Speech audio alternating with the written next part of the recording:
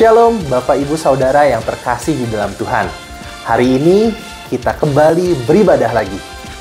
Mari kita memuji Tuhan seperti yang ada tertulis pada Mazmur 69 ayat 31. Aku akan memuji-muji nama Allah dengan nyanyian. Mari kita siapkan tubuh, jiwa, dan roh kita untuk memuji dan mendengarkan firman Tuhan. Dan pastinya akan memberkati kita semua. Selamat beribadah, Tuhan Yesus memberkati. Shalom, selamat datang di keluarga masa depan cerah Gereja Kristen Perjanjian Baru Fajar Perdamaian Bogor. Anda bukan orang asing di sini, karena kita adalah satu keluarga di dalam Kristus.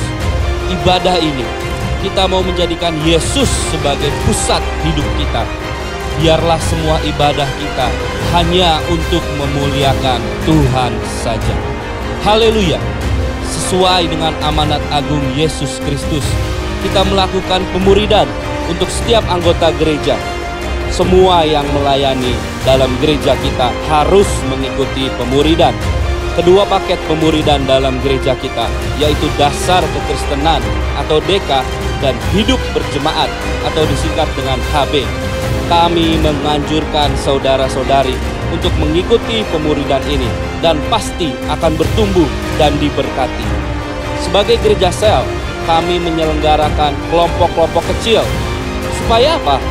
Supaya kehidupan kekristenan kita bukan hanya sebagai suatu acara saja, tapi kekristenan adalah komunitas yang saling membangun satu dengan yang lain, atau biasa kita sebut dengan kesan kelompok saling memperhatikan. Selamat datang dan selamat beribadah dengan sukacita. Tuhan Yesus memberkati.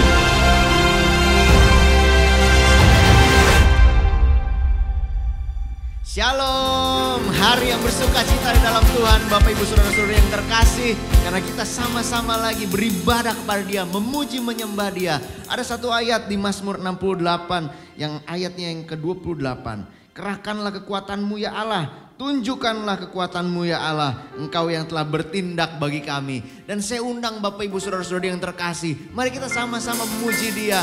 Kita sama-sama membesarkan namanya, karena Dia Allah yang mengerahkan kekuatannya.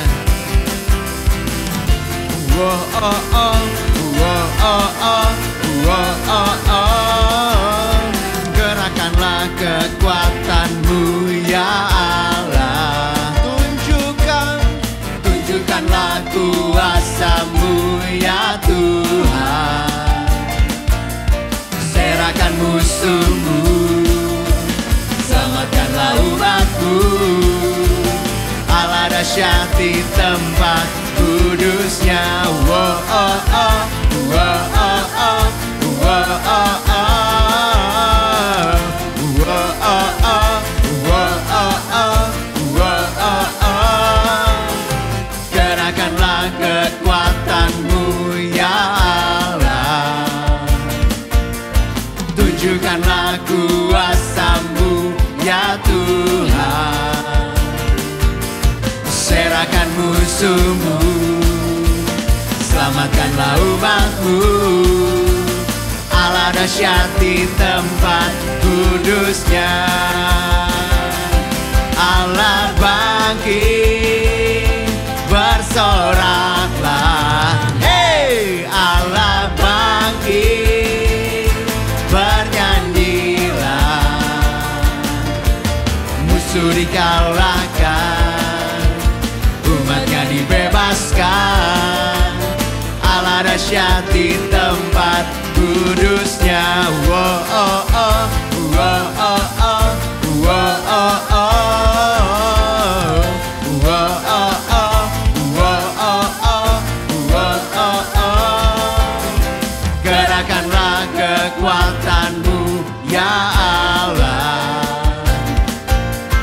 tunjukkanlah kuasa-Mu ya Tuhan. Serahkan musuh-Mu, selamatkanlah umat-Mu. Allah dahsyat di tempat kudusnya. Mari sama-sama Allah bangkit.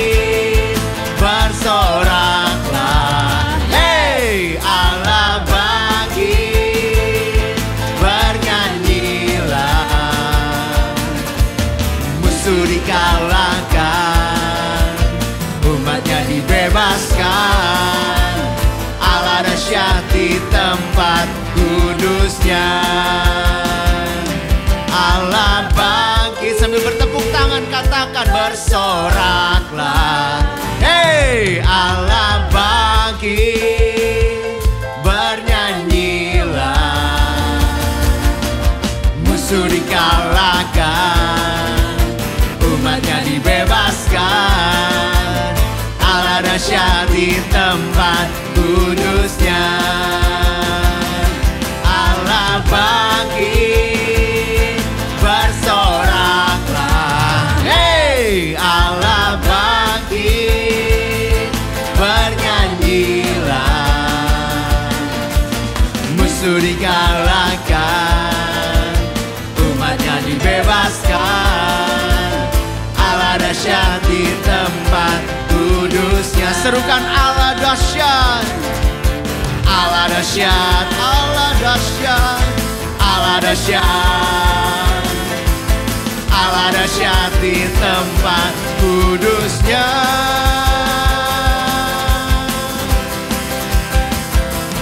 Nama Yesus menara yang kuat.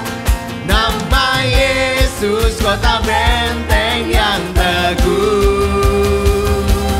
Nama Yesus kalahkan semua musuh. Nama Yesus di atas segalanya. Nama Yesus menara yang kuat. Nama Yesus kota benteng yang teguh. Nama Yesus kalahkan semua musuh. Nama Yesus di atas segalanya. Nama Yesus, nama Yesus, nama Yesus di atas segalanya.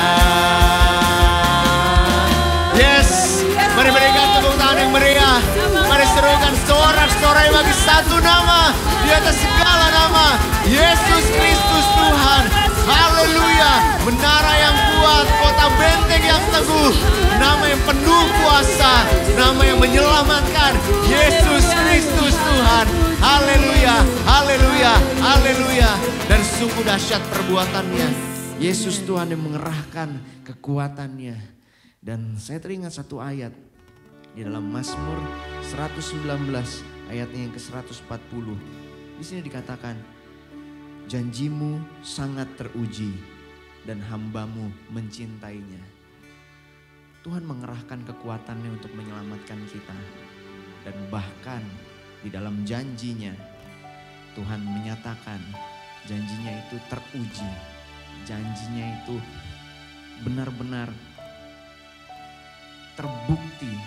Dan mari kita umat Tuhan, kita mencintainya. Kita mengasihinya sungguh-sungguh. Dan kita percaya bahwa janjinya ajaib. Mari kita satukan hati kita lebih lagi, kita menyembah Tuhan. Kita mau katakan sungguh besar setiamu. Ku percaya janjimu ajaib Tuhan.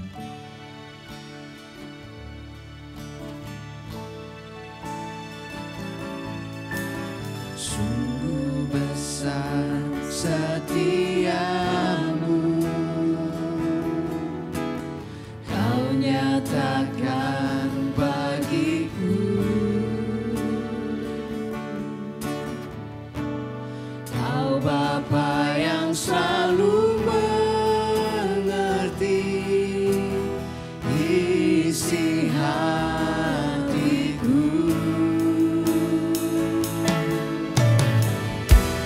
Kemuliaan-Mu Kau janjikan, aku tetap percaya. Ku percaya janji-Mu ajaib, terukir dalam kehidupanku.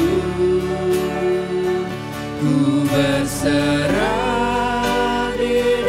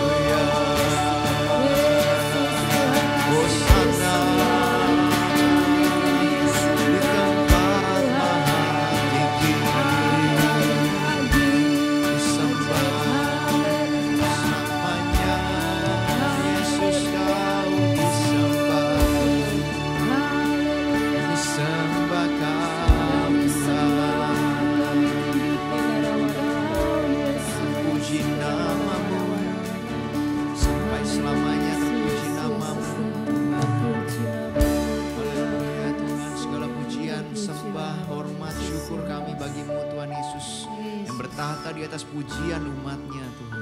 Haleluya Tuhan. Tuhan, kami rindu untuk duduk diam Tuhan, mendengarkan pesan firman-Mu kepada kami semua Tuhan. Jamah hati kami semua Tuhan.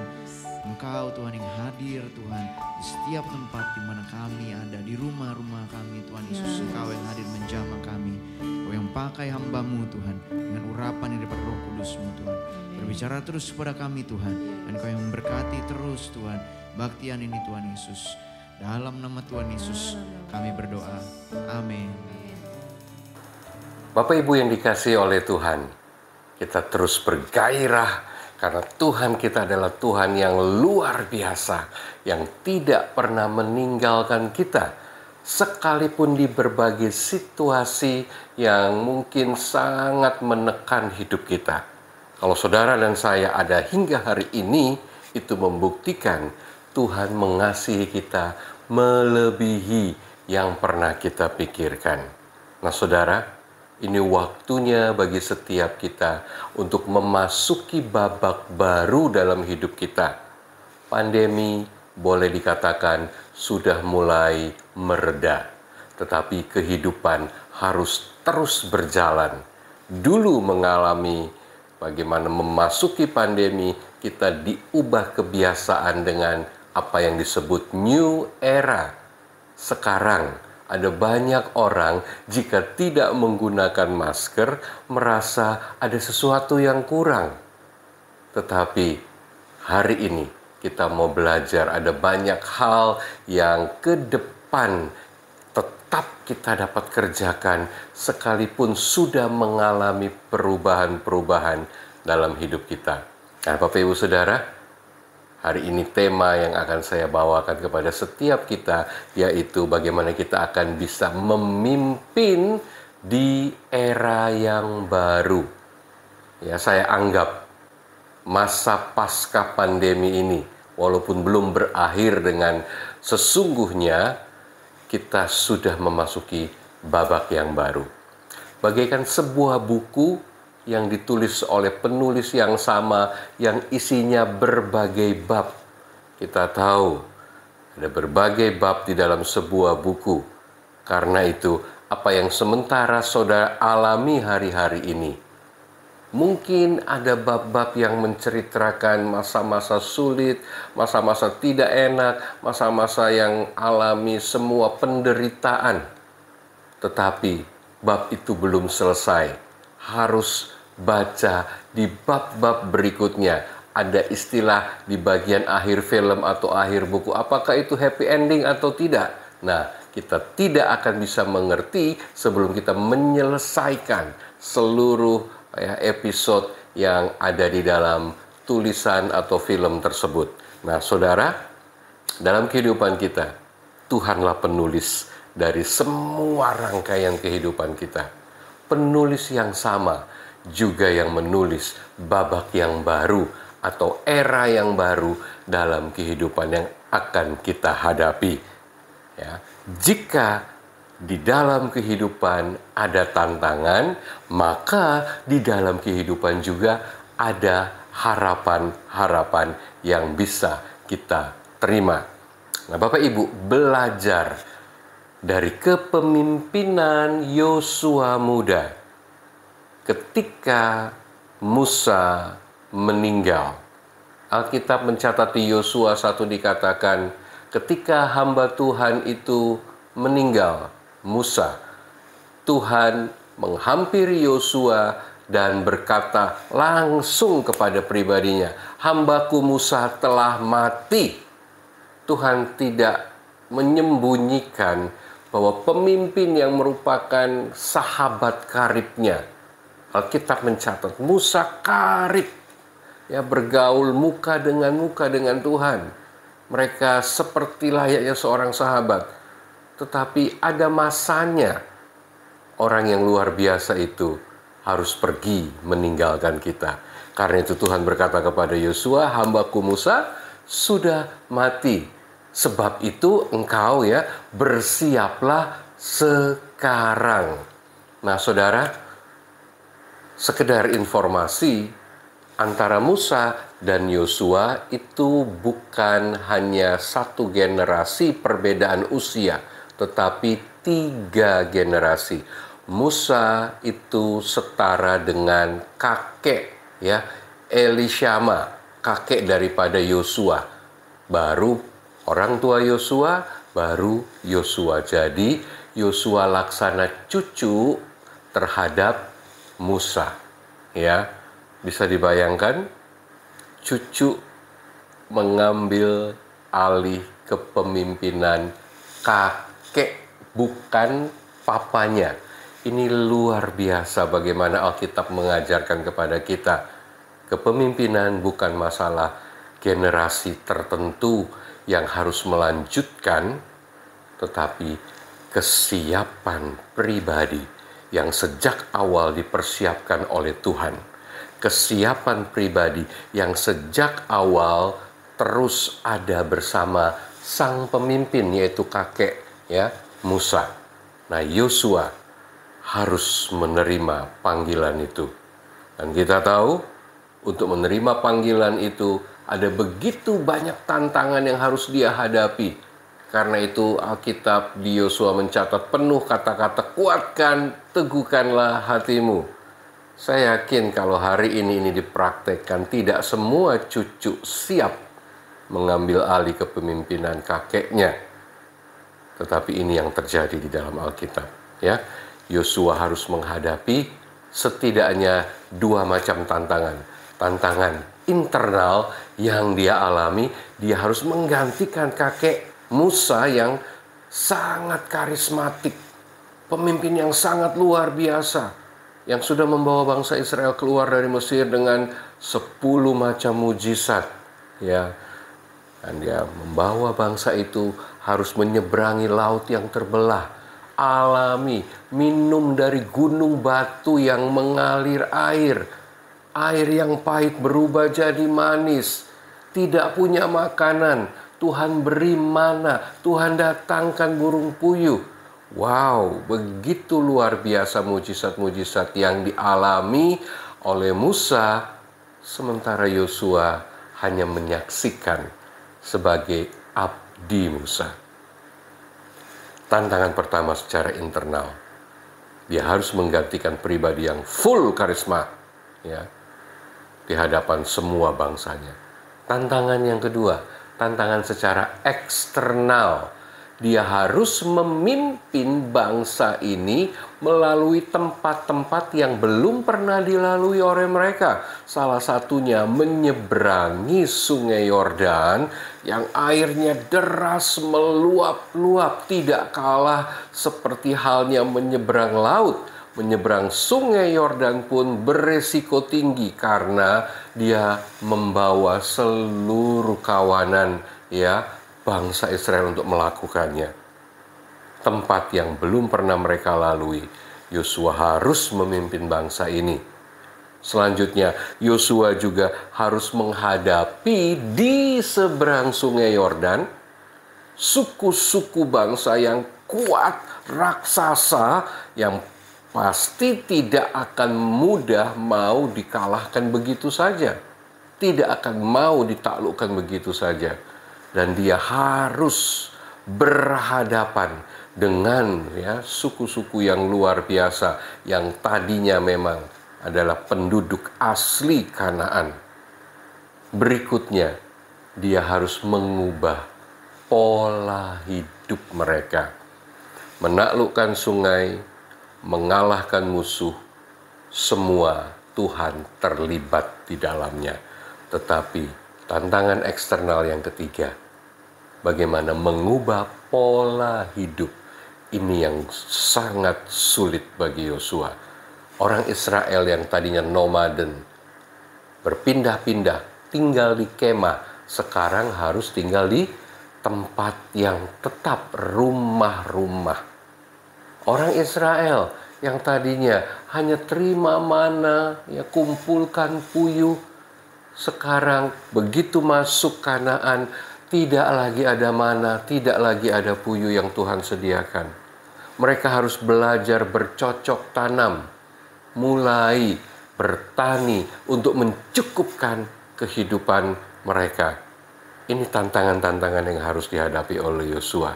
Dan Bapak Ibu, ini bukan hal yang mudah.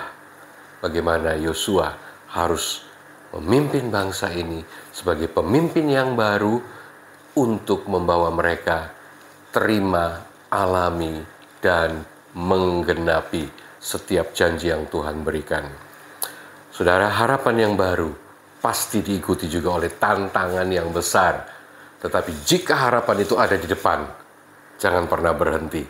Terus maju, datangi harapan itu, dan buat saudara alami secara langsung harapan yang tersedia di depan.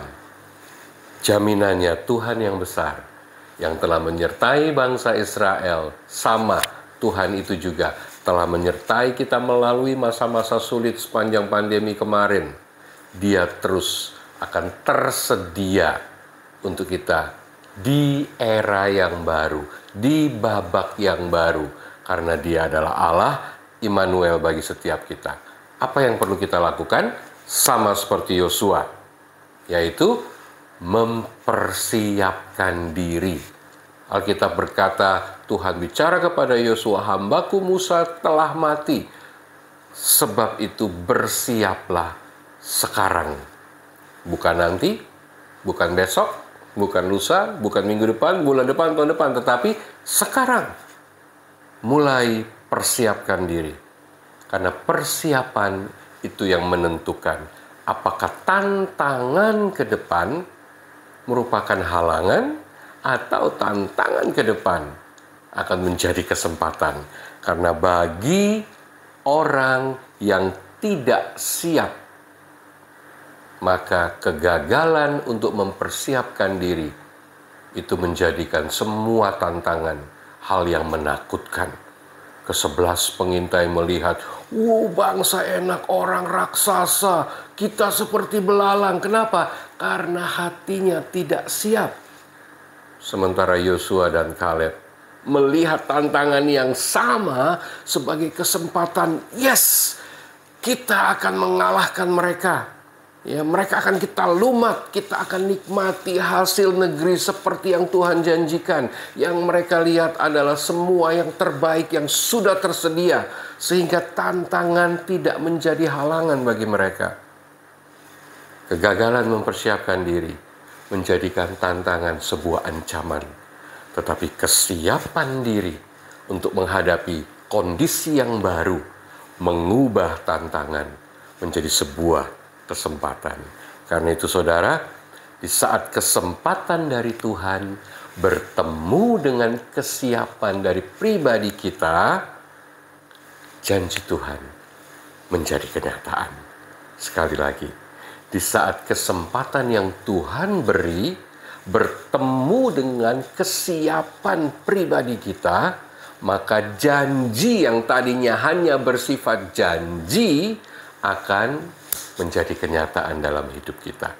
Karena itu kita perlu mempersiapkan diri. Nah, dasar dari segala sesuatu, persiapan pertama yang paling utama yaitu miliki relasi yang akrab dengan Tuhan, diulang kembali. Kunci Yosua bisa mengalami kekuatan hati, keteguhan hati, menjadi pemimpin karena dia memiliki relasi yang akrab dengan Tuhan. Saudara tahu, sejak dia belum masuk ke tanah Kanaan sebagai abdi Musa, dia terus tinggal di dalam kemah pertemuan. Kemah tempat di mana Tuhan setiap kali mau berbicara dengan Musa, Tuhan bertemu dengan Musa di dalam kemah tersebut. Yosua muda tinggal tetap di dalam kemah itu. Musa selesai bertemu, dia kembali ke pemukiman di kemah di mana istri dan anaknya berada. Tetapi Yosua tidak pernah pulang. Dia terus tinggal di dalam kemah. Artinya Yosua melihat, Yosua mendengar, bahkan Yosua tinggal di dalam kemah yang adalah lambang hadirat Tuhan. Ini membuktikan Yosua memiliki relasi yang akrab dengan Tuhan. Jadi di dalam Keluaran 33 ayat 11 tertulis, dan Tuhan berbicara kepada Musa dengan berhadapan muka seperti seorang berbicara kepada temannya. Kemudian ia kembalilah ke perkemahan. Nah, tetapi abdinya Yosua bin Nun, seorang yang masih muda, tidaklah meninggalkan kemah itu. Seperti yang saya katakan tadi, Yosua memiliki relasi yang akrab, intim dengan Tuhan. Ini yang menjadi kekuatan dari kepemimpinan Yosua. Sebagai cucu, sebagai orang muda, saya yakin dia tidak memiliki kekuatan dan keyakinan. Karena itu Tuhan berulang kali menyatakan, kuatkanlah dan teguhkanlah hatimu, kuatkanlah dan teguhkanlah hatimu. Hanya untuk membuktikan Tuhan yang sama yang pernah memimpin Musa, dia juga tetap menyertai Yosua. Janji yang diberikan kepada Musa tidak dikurangi sedikit pun. 100% janji itu dikembalikan kepada Yosua untuk dijalani. Karena relasi yang akrab ini, Yosua memiliki keberanian dan keteguhan hati. Saudara, sebagai pemimpin, kita ujungnya harus sadar bahwa semua kesempatan, semua kepercayaan yang diberikan, itu datangnya dari Tuhan. Karena itu, jangan pernah membanggakan diri, terus tinggikan Dia dalam setiap apa yang saudara kerjakan. Agungkan Dia, edifikasi Dia. Kalau bukan Tuhan, aku nggak mungkin sampai ke titik hari ini. Kalau bukan Tuhan, semua ini tidak mungkin. Kalau bukan Tuhan, segala sesuatu yang aku alami ini mungkin tidak aku alami. Pemimpin yang baik sadar dari mana dia berasal, sadar bahwa kekuatan yang dia miliki itu karena Tuhan yang memberi dan Tuhan yang meneguhkan hatinya. Nah, bagian terakhir saudara, dampak dari suatu keintiman atau relasi ada dua. Pertama, saudara akan mengenal isi hati Tuhan. Waktu kita akrab dengan sahabat kita, kita akan mulai mengenal isi hatinya. Kita akan mulai tahu kerinduan-kerinduannya. Kita mulai mengerti kesukaannya, apa yang tidak dia sukai. Dampak dari keintiman, kita mengenal isi hati Tuhan. Saat kita tahu apa yang Tuhan kehendaki, kedua, kita akan didorong lewat kasih kita untuk setia melakukan apa yang Dia kehendaki.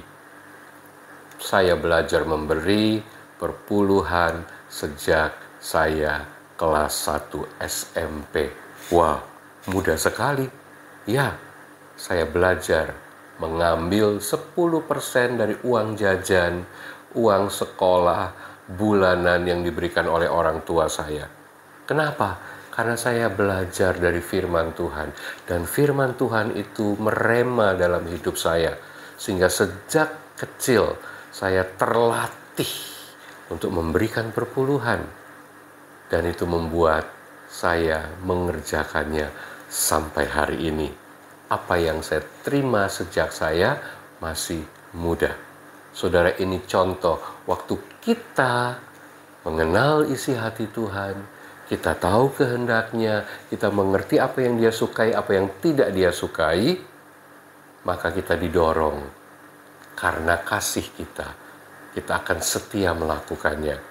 Saya mencintai istri saya tahu apa yang menjadi kesukaannya, dan saya mau setia melakukan hal-hal yang menyenangkan hatinya. Ini adalah akibat keakraban. Kita mengenal isi hati orang yang akrab dengan kita.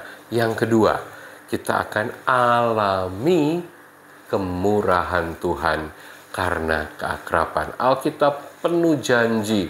Orang benar akan hidup ya seperti pohon aras Libanon, seperti pohon yang ditanam di tepi aliran air. yang tidak mengalami musim kering, yang selalu berbuah. Itu karena relasi akan membawa kita mengalami berbagai kemurahan Tuhan. Itu juga yang dialami oleh Yosua. Dan saya berdoa, saat kita akrab dengan Tuhan, kemurahan, favor dari Tuhan itu terus terjadi dalam hidup kita.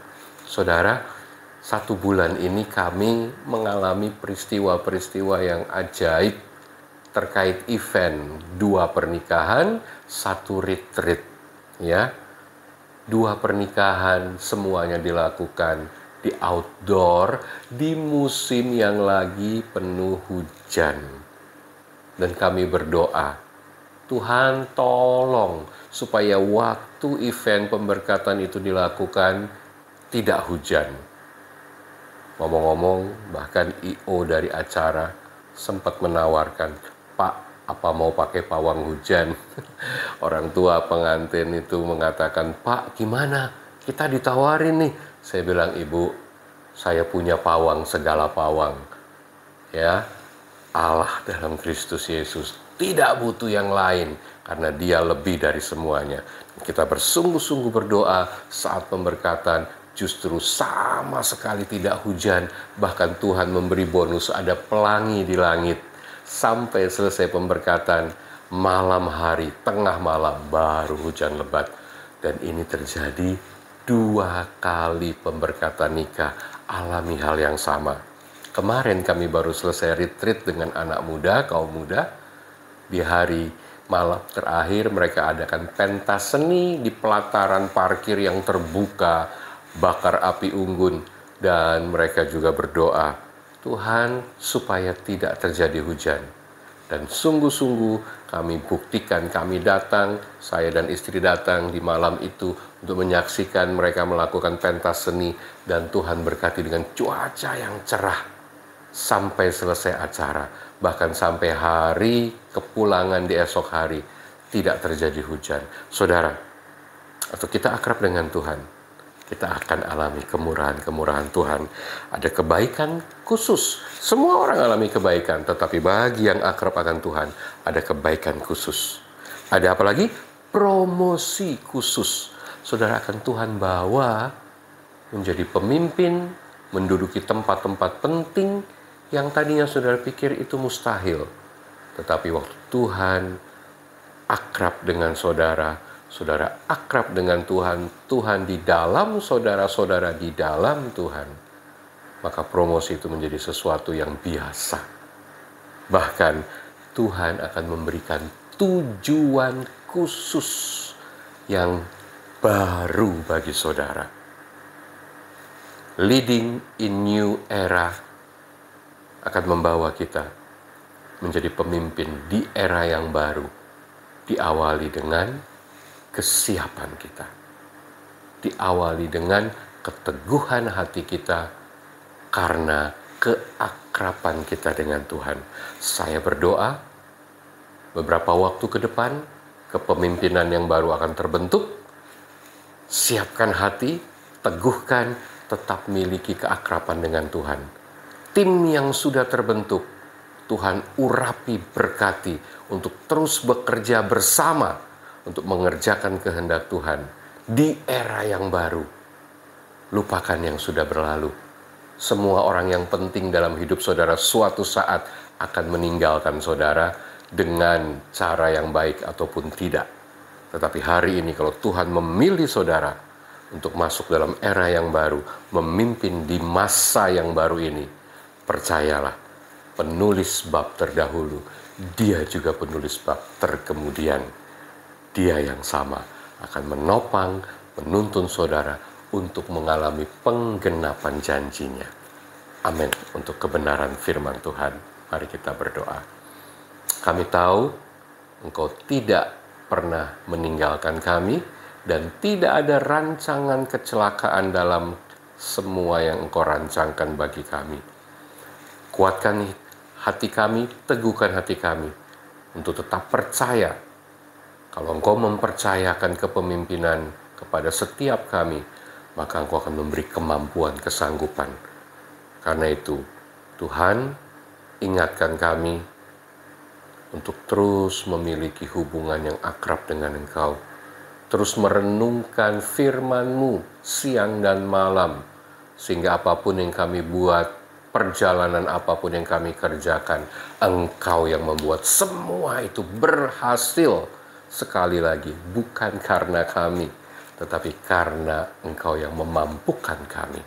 Sehingga keberhasilan itu mendatangkan kemuliaan hanya bagi nama-Mu Tuhan. Terima kasih ya Bapak, tolong kami untuk terus menjalankan babak-babak baru dalam kehidupan kami, dengan tetap percaya Engkau menopang hidup kami. Demi Kristus Yesus kami bersyukur. Amin. Sungguh kita bersyukur untuk pesan firman Tuhan yang sudah disampaikan oleh hambanya. Kita berterima kasih untuk hamba Tuhan yang sudah menyampaikan pesan firman ini. Dan tiba waktunya juga yang bersuka cita. Kita tadi sudah mendengarkan pesan firman Tuhan. Saat ini kita mau memberikan dari apa yang Tuhan sudah berikan kepada kita. Kita memberikan yang terbaik. Mari kita bersuka cita untuk memberi. Dan mari kita sambut dengan bertepuk tangan bersama-sama.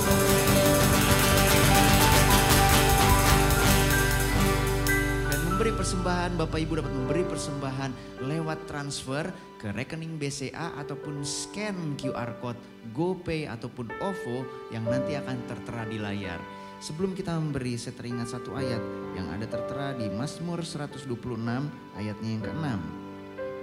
Orang yang berjalan maju dengan menangis sambil menabur benih, pasti pulang dengan sorak-sorai sambil membawa berkas-berkasnya. Mari kita sama-sama, kita akan bersatu hati untuk berdoa. Bapa yang baik, kami bersyukur kepadamu Tuhan untuk setiap kesempatan yang Kau berikan bagi kami untuk beribadah. Dan saat ini kami akan memberikan persembahan kepadamu, biarlah kami memberikannya dengan penuh ucapan syukur dan penuh sukacita. Terima kasih Tuhan, di dalam nama Tuhan Yesus kami mengucap syukur. Amin. Amin. Selamat memberi, Tuhan memberkati.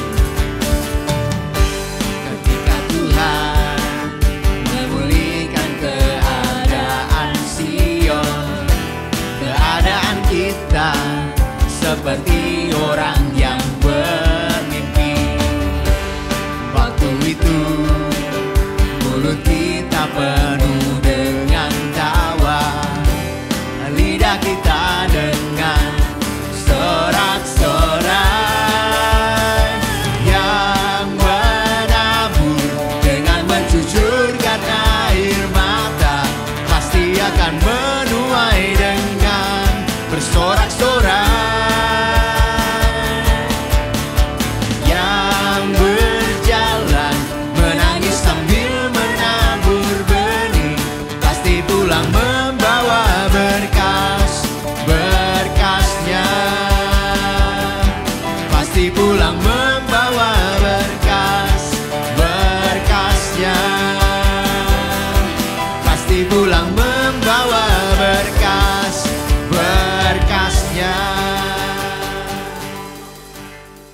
Ibadah kita minggu depan akan dilayani oleh Pastor Nini Santosa.